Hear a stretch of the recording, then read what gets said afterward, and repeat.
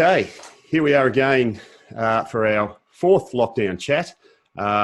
Today we have a guy with many talents chatting to us. He's a barista, massage therapist, a potter, comedian, writer, and lifelong martial artist. We're talking with Gerry Young of Hobart. How are you going, Gerry? I'm great. I'm doing amazing. Thanks very much for this opportunity to, bring Tasmania together some more. Tasmania's martial arts community, we all, most of us are mates, and we all should be. Yeah, 100%. Yeah, definitely agree with that. Now, when just straight off the bat, I don't know you super well. I've obviously seen you at a few fight shows, and I've been able to share the BJJ mat with you a couple of times. Outside of that, we haven't spoken a lot. So today's chat will be as much about me getting to know you as everybody else will. So I'm hoping that we'll find out some really interesting stuff, because from the outside, you seem like an interesting guy.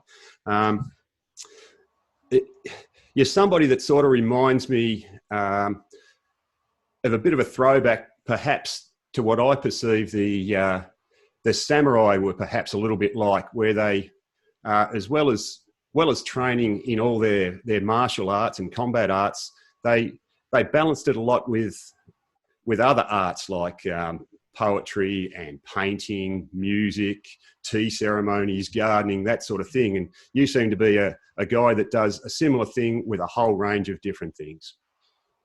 Would that be fair? Yeah, I think it's fair. I try to. There's a mantra that my students would be sick of me saying, but I always say there's always room for improvement. And you can't attain perfection. You can only try to, and not that I'm in any danger of getting anywhere near perfection, anything, but yeah. But there's actually a book, I forget who the author was, but it's worth a read. It's called Zen and the Art of Archery.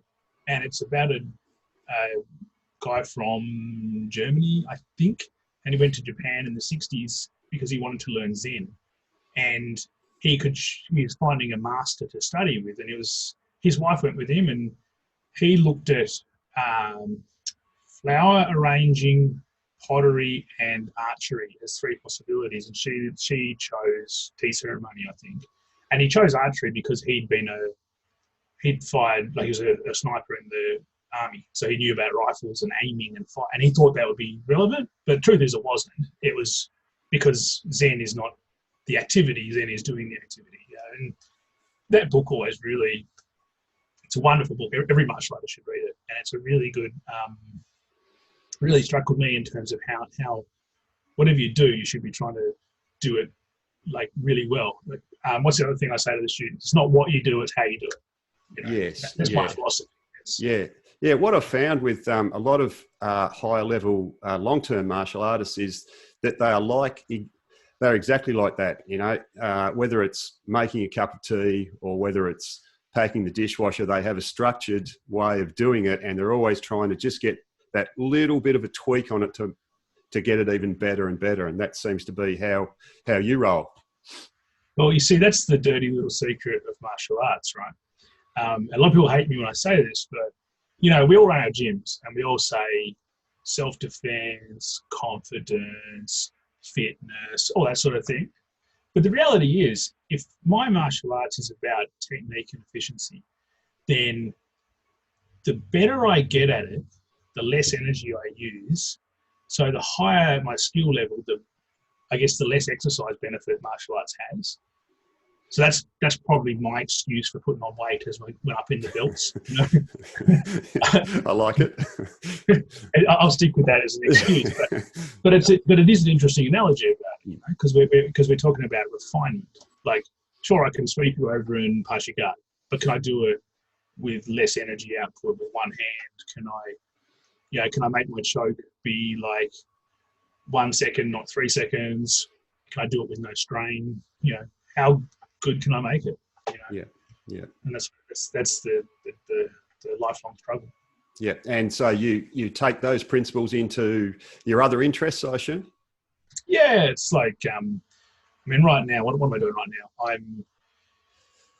My main focus is now, I've been making coffee for a long time, and I think I actually do have a barista ticket, but I've never worked as a barista. But like I want to make the most perfect latte art I can because why not? Similarly, like I do ceramics, and like I'm not even white belt one stripe yet at that. There's so much more to learn, but I want to get if I make a cup, right, and it's not even in the thicknesses of the wall, it still functions as a cup and it still does a good job. And from an artistic perspective, that's good. But I don't want to have it that way by accident and then say, oh, that's good art. I want to, I don't want it to be imperfect because I didn't do it perfectly. So I put that work in. So same with ceramics, same with coffee. And I'm playing around a lot in the garden at the moment, building things, and lots of work in, as we all are, I guess, tinkering around home, new shelves, new kitchen layout, just using the tools that I don't use enough of. No. All that sort of, No, it's a great way to look at things, and it seems to be something that runs common for a lot of older, perhaps, martial artists that have been in the art for longer, perhaps is a better way to look at it. So let's talk about the martial arts a little bit. Your beginnings with martial arts were, now, correct me if I'm wrong, because I'm not super sure, but you might have started with Hapkido with the Eagling brothers. Would that be correct? As an adult, yes. Like, I did train as a kid. I did taekwondo as a kid, but that was in West Australia, and I was quite a young kid. But I've come back in the same form, same cut, same. There's some of the early taeguk forms from taekwondo that I did then. The same ones were used years later. But I was about 18 when I went in with the Eaglings for Hapkido, and that was really cool. One thing about Hapkido and similarly Aikido that I've done as well is whether it's easily applicable in real life or not is one thing, but what it does teach you is real precision, like real precise angles, like exactly how you grip, exactly where you push, exactly what angle. So that makes it it makes the submissions a lot more gnarly. I tell you that, like they really hurt. But it gives you that focus on getting it exactly right. And perhaps where your eye for detail came from with everything else. Well, that's it. I remember we did a seminar like when I was about 18 or 19 with the headmaster, the grandmaster from the Eaglings side of things is Grandmaster Sung Soo Lee. He's like a 9th degree Hapkido and Taekwondo. Pretty impressive guy. And he's a little old Korean fella to look at, But he's doing demonstrating like a wrist lock. It's like a snake hold, or in Aikido, Nikio. It's like a side wrist lock. I'm sure we've all learned something similar. And normally people do that, and I feel the pressure, like the lock is attacking where the ulnar joins into the wrist, or bending sideways. Yes. And you'll feel it there. And so you may also feel pain at the origin of the ulnar where it joins into the humerus. And I felt that a lot of times. But he did this lock and I went, ow, tap, And then he did it a little bit more tweak. And so I went from wrist to elbow, and then I did another tweak, and it hurt into my shoulder. And then I did it again, and it hurt down through my torso to my far hip, to my far knee, and then I dropped to the ground. And I was like, how did you even do that? It was pretty. That's precision, though, right? That's very precise. Absolutely, yeah. Great use of leverage and perfection of technique over many years. I would say. Many.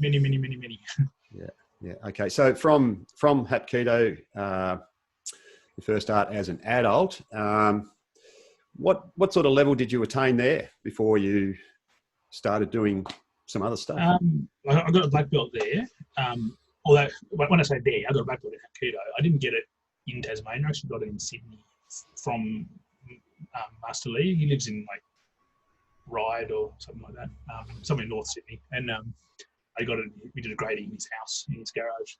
And it was funny because there's a senior student who's there who was at that day, and there was another one of, he's a 15 or something, and there was one of his students there, and we all sort of trained together. And I got there and I had my rental car, and we finished our session. I said, thank you, goodbye, and jumped in my car and off I went. And I got a call on the mobile, like, this long, big mobile in those days. And and it was Master Lee's student. He said, where are you going? You got to come back. You got to come back.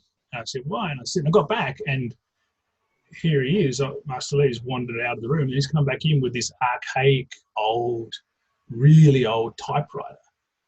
And he had this stock of like certificate paper, and he's put it in, and he's asking how to spell my name and stuff like this. And I wasn't even there for a grading. I was there to like train, and it's sort of like a private turned into me being an assistant to someone else's grading something. All of a sudden, there it is. And I'm like, I was awesome. Like, shit. Yeah. It's like, I love gradings that are a bit out of the ordinary. Like, I think it's the way I like them. Surprise gradings or out of context gradings. Yeah, definitely more memorable that way for sure. And for sure. Yeah, great story. So that was your Hapkido. And did you continue to study that for a while before finding, I think you started, how did you come about to start training with Adam and these sort of guys with the Muay Thai and then the BJJ? So, I started that stuff in Hobart. I mean, it's like so many people going to jiu-jitsu. It's like, I can fight on my feet, but I need to learn to fight on the ground. Of course, the irony is I had no idea how to fight on my feet. Thought I did, but didn't. But so I started looking around, and of course, there's actually a fella, I used to live with a guy called Gene, and he had a mate called Anthony, who's, Anthony's a Lung Chu Kung Fu practitioner. And he was right into everything martial arts, and like everyone else, he showed me UFC VHSs. I was like, this jiu-jitsu business looks like it's pretty easy and looks like it's pretty good. So I rang around a few places, and then I ended up getting pointed in the direction of Adam, Bridgewater PCYC. And the guy, I forget his name, but he used to teach jiu-jitsu in, like, stand-up jiu-jitsu in New Norfolk. Can't remember his name. But I spoke to him, and he said, Adam and Clancy at the PCYC, go there. And so I walked up down there, and Clancy either had a fight lined up or was kind of trying to get one. So Adam was sort of giving him privates, pad work, getting him ready to fight in that session. So I worked with Pete Rogers, who most people either know or should know because he's been around forever.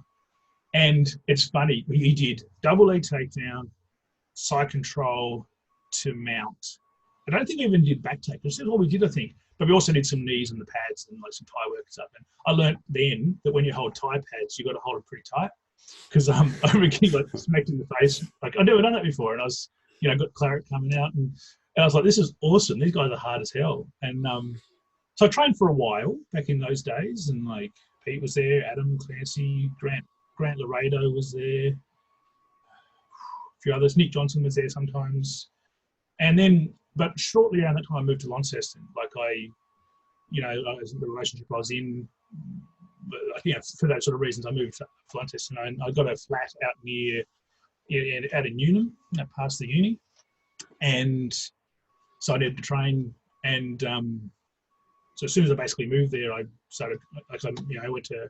I think RPAD was running classes at uni, and so I met Stoney and Paul Butler there, and used to go along and just get smashed.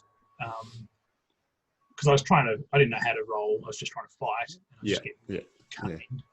And,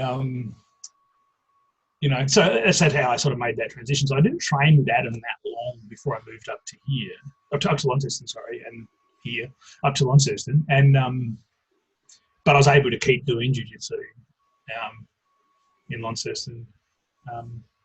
And it wasn't just with those guys either. Because I wanted Hapkido, but I never found the Hapkido I liked. So I went to Aikido. I went to the PCYC. Paul Scambler was running the classes, and his late father, Len.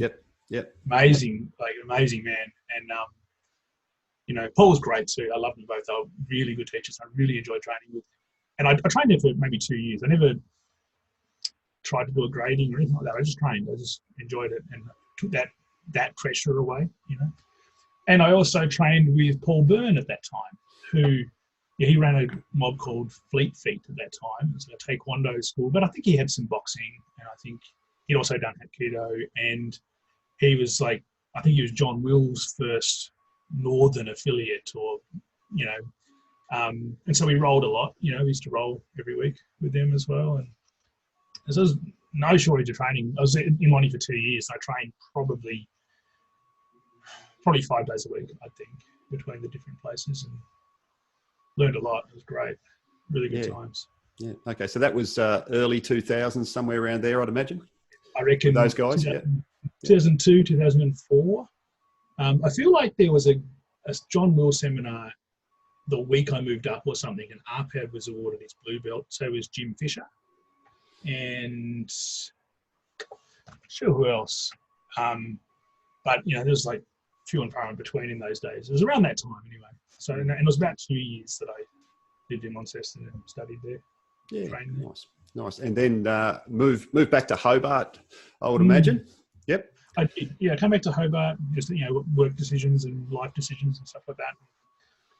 And at that time, Adam Clancy and Bill Burton, who's another pioneer, opened up a gym. They called it the Hobart Mixed Martial Arts Academy, and it was in the city, like it was corner of Liverpool and Elizabeth Streets, and it was a full-time mixed martial arts academy back in 2004. It might have been slightly earlier than that, but like no one else is doing that in those days. And it was no, for sure. And I was training heaps there because there was Muay Thai, there was Jiu-Jitsu, there was sort of a hybrid style kind of self-defense class, and really that, in a way, that class is sort of my class now. There's no one who was there at that time training is still training with me, but that body of students gradually. The story about the axe. This axe has been in my family for 4 generations, and I've only changed the head twice and the handle 3 times. It's a completely different axe, but it's the same axe. I think it's the same as the student body. They've evolved and come with me over the years. Yeah. One of a silly story. No, look, I like that story. So, Tiger's Eye Muay Thai. Yeah, Tiger's Eye. So that was how did that come about? Right. So that was a Muay Thai gym in the showgrounds in Durham Park, and it was Stephen Walsh's gym, and it was a good gym. I think Stephen was training under Jim Shannon out of Queensland at the time, I think, and it was good fighters. It was like the makings of good fighters, and I think Stefan had approached Clancy Roberts to teach jiu-jitsu there, like with MMA sort of mentality, and so I started going there because it was close and get an extra night of rolling each week, and I got to know Stefan, and that. Then Clancy, I think that's the time that he moved away to be in the army full time, I think. So Billy did it for a little while. Billy Burton did it for a little while, but it didn't really work. I'm not sure what was going on there. Maybe he moved away too, I think. So in the end, Stefan sort of approached me and said, would I mind taking it? And so that was my first kind of teaching role for jiu-jitsu. And I was like 2 stripes white belt, I think. And so I took it on, and partly by necessity and partly because of my mentality. I've got to do things my own way, so do it my own way. And, Tiger's Eye became its own thing. And I think I was there, I reckon it was 2 years we were there, I think. I can't remember exactly the time frames, it's a bit hazy. But it was good. I learned to teach, and I learned to do curriculums, and I learned to build websites for martial arts clubs, and I learned lots of things there because I did a lot of those things by necessity.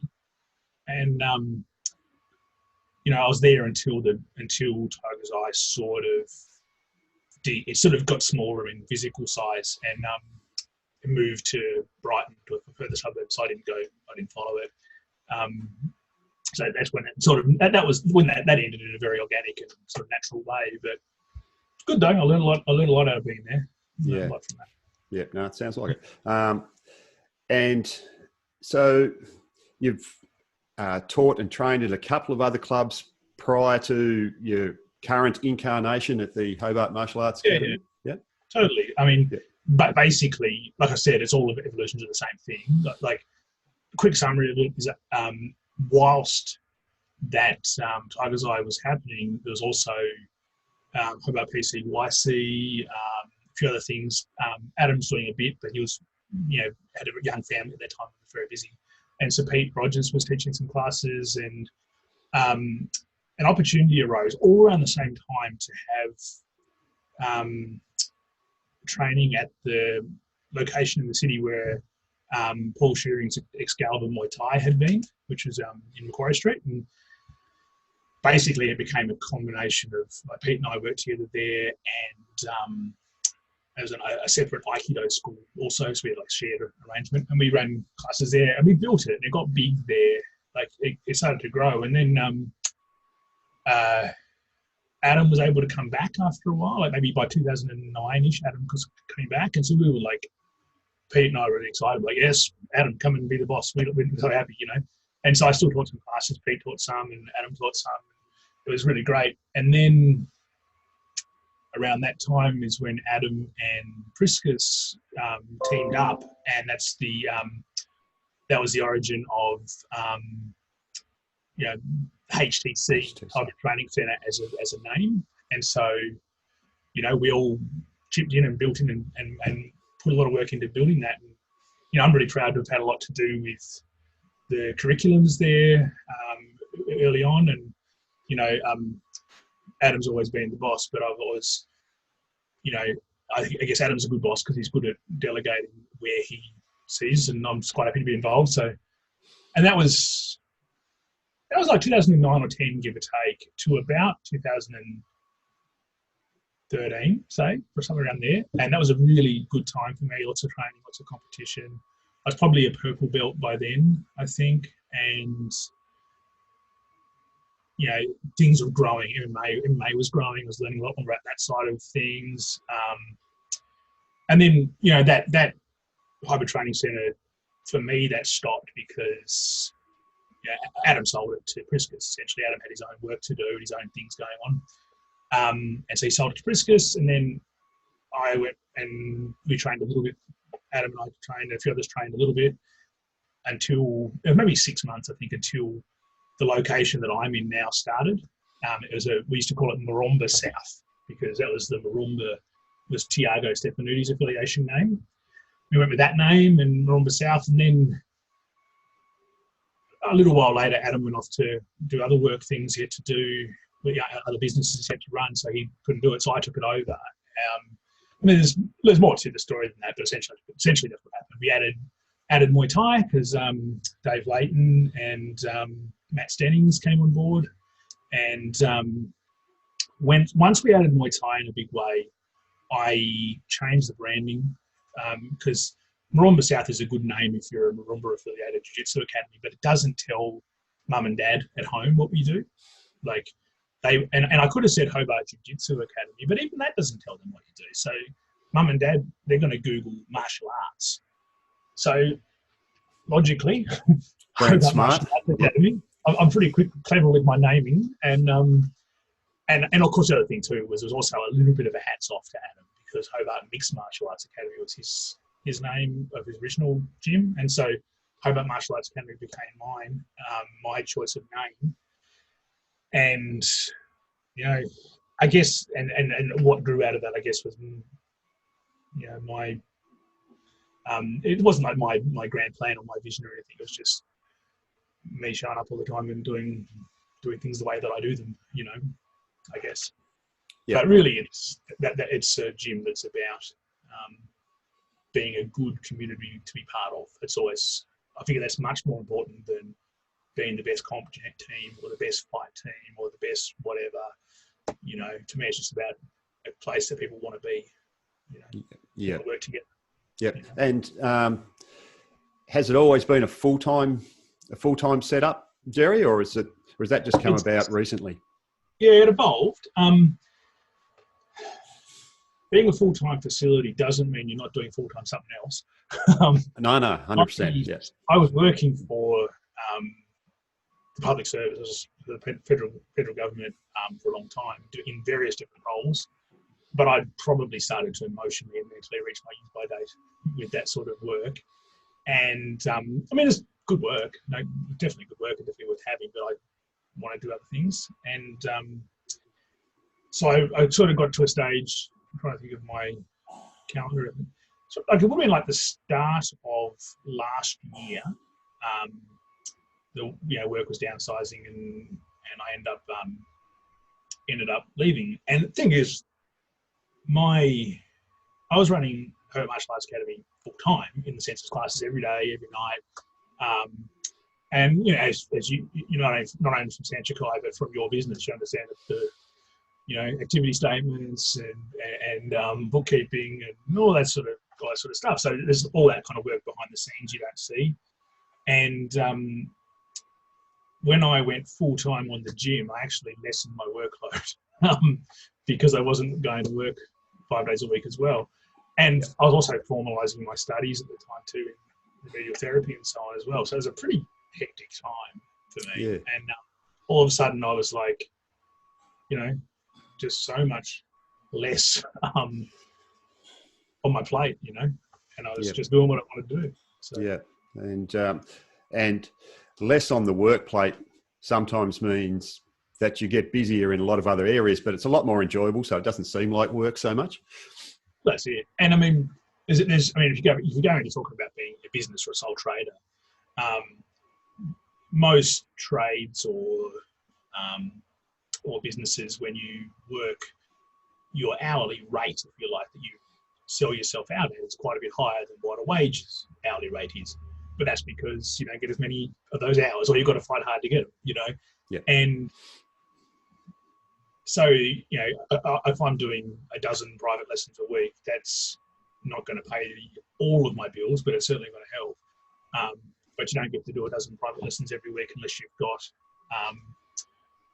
a good enough reputation as a teacher and take it seriously. And, you've got to tailor every lesson to the student. You've got to, do well, to really do that well. Same as therapy, because I don't care whether I'm doing a private lesson or doing therapy. It's all the same for me to, it's my volume of experience to help that person. Sort of what I'm selling, But that's what we all sell in our businesses, isn't it? We all sell. It doesn't matter if you're a panel beater or if you're a Sparky. You're selling your volume of experience and skill. Absolutely. Yep. No, 100%. And so your remedial massage, that's a relatively new venture, or you've always done that a little bit? I've always done that sort of stuff on the side a little bit, but I've got much more serious with it in the last few years. And I do two things there. I do remedial massage. And so the word remedial, right? We go back to the Latin, to remedy. All remedial massage means is massage that is healing, that it provides a remedy, right? Yes. As opposed to relaxation or whatever, And so remedial massage could be just about anything, I've had clients where I don't even really touch them. I just take them through stretches, it can be anything that helps you with your particular injury, But I also do other discipline that I study is called orthobionomy, which is not a name a lot people know. No, I sort of had to do research when I read that and just to find out exactly what that was, but very interesting. So please explain for everybody. Yeah, it'll grow. So what I'm trying to do here when I'm treating somebody with orthobionomy, I use orthobionomy more than most other skill sets because it's so effective. It's the best way to explain it. I'm taking the pressure off your body to heal itself. So, classic one, in terms of, our listeners, martial artists, say you've been grappling and you didn't warm up properly and someone was really cranking on your neck and sort of somewhere in your neck or up in your upper back, you got that, you're a bit kind of, it's a wry neck thing and you're a bit, you're walking like Frankenstein for a while, What's actually mechanically happening in that is, it varies obviously from injury to injury, but basically what's happening is something usually structural, so usually skeletal, is not quite where it's supposed to be because of pressure. And the rest of the body's saying, oh, this isn't right, I better hang on. So muscles lock up and you get stuck there. And so you can get massage or chiropractor or osteo, all those people, they all have their own way of dealing with it. But the way that orthobiology does it, and the way reason it's so effective and so amazing, is that if you're, muscles, so we're assuming everyone knows muscles work by contracting. They get shorter, right? So they get shorter and they hold the thing. Everything's tight and they're holding. So what I'll do, the technique is to make it even shorter. I'll make the muscle even shorter, usually by compression, like turn and push. And it's so subtle, like you wouldn't even feel it, really gentle. And because that muscle's now shorter still, what it means is there's no more tension. The muscle's now sort of loose. And that lets, so say it's your neck, right? That lets your discs between your vertebrae say, oh, there's no more tension anymore. I'm supposed to be here. And so you walk in with a sore neck and you walk out without one but the beautiful thing about it is I haven't had to go drop elbows on you or smash in or go crack, like none of that sort of stuff. It's just gentle and, away you go. But we all get injured, right? I've had so many things injured over the years. And the thing that I know will help me is this sort of treatment. Luckily, I personally have 2 or 3 people in Tassie that I've met through this work that are there to help, if I need them. And same thing, like I help them too. And it's, I think it's a bit of a future because, like a lot of jiu-jitsu people have started to come to me to have work done, and gradually the word will get around and it'll be a discipline that'll be effective for everyone, I think. So that's orthobiology. It's a really, really good thing. If you're out there and you are in pain in any way, look it up and find someone local to you. And if you don't know anyone, just send me a message to anyone. Like I've got people in Melbourne, Sydney, Brisbane, Sunshine Coast, Adelaide, everywhere. Yep. Good practitioners. There's a wonderful practitioner in Burnie. They're everywhere. They're really good. So that's my plug. Sorry about that. Let's just that's great, and it does actually sound like something that with the exponential growth of grappling arts and training just as a whole that many people will need moving forward. And everyone, even if you're like my old man, I've been helping him. I haven't been doing the work on him. I've been teaching him the exercises to do himself, and he's never trained a day in his life, but he has worked all his life, and he's got those niggles that come with age. You can still treat those. Yeah, no, anyway, that's great. Okay, let's move forward.